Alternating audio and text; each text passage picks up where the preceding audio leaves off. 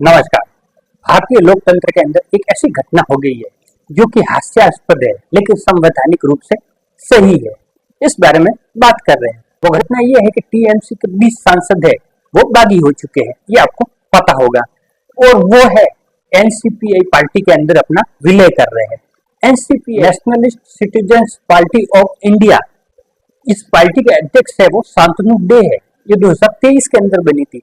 त्रिपुरा के अंदर रजिस्टर्ड है। त्रिपुरा का पिछला इलेक्शन भी लड़ा था। इस इलेक्शन में इसको 800 से 1000 वोट मिले थे और रातों रात इस पार्टी को 20 सांसद मिल गए। ये भारतीय लोकतंत्र के अंदर ही हो सकता है और कहीं नहीं हो सकता, लेकिन संवैधानिक रूप से सही है। इसको गलत भी ठहराया नहीं जा सकता। लोकतंत्र के अंदर कई बार ऐसे घटनाक्रम, ऐसी परिस्थितियां हो जाती है जो हास्यास्पद लगती है लेकिन संवैधानिक रूप से सही भी लगती है। इसका एक बहुत बड़ा उदाहरण आपको देता हूं कि 1997 के अंदर भारतीय जनता पार्टी के वरिष्ठ नेता प्रमोद महाजन संसद के अंदर भाषण दे रहे थे।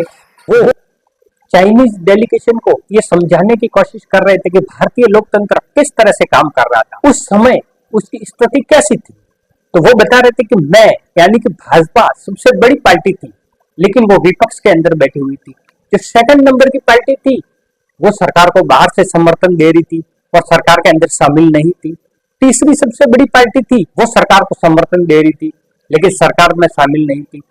चौथी बड़ी पार्टी के एक ही सांसद थे, वो सरकार को समर्थन दे रहे थे, सरकार के अंदर मंत्री भी थे। तो इस तरह से ऐसी स्थिति हो गई थी। उस समय संसद के अंदर सब सांसद हंसने लगे। तो इस तरह से ऐसी स्थितियां लोकतंत्र के अंदर कई बार हो जाती है। वो संवैधानिक रूप से सही है लेकिन ऐसी स्थिति हो जाती है। वही ऐसी स्थिति एनसीपीआई के साथ में बनी। एनसीपीआई ने जो पिछला इलेक्शन लड़ा उसके अंदर 800 से 1000 वोट मिले और रातों रात उस पार्टी को 20 सांसद मिल गए।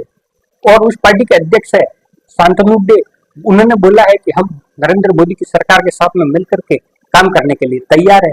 तो ये विपक्षी पार्टियां है कांग्रेस और उन लोगों ने सवाल उठाया है कि ये संसद के अंदर सरकार को 2/3 बहुमत हासिल करने के लिए इस तरह के असंवैधानिक काम कर रही है सरकार। लेकिन सरकार यहाँ पर संवैधानिक रूप से सही है क्योंकि किसी भी पार्टी के 2/3 सांसद उस पार्टी से अलग हो जाते हैं और वो किसी भी पार्टी के अंदर अपनी पार्टी का विलय कर सकते हैं, अपनी नई पार्टी बना सकते हैं। जो सरकार के अंदर पार्टी बैठी है उसके अंदर विलय कर सकते हैं।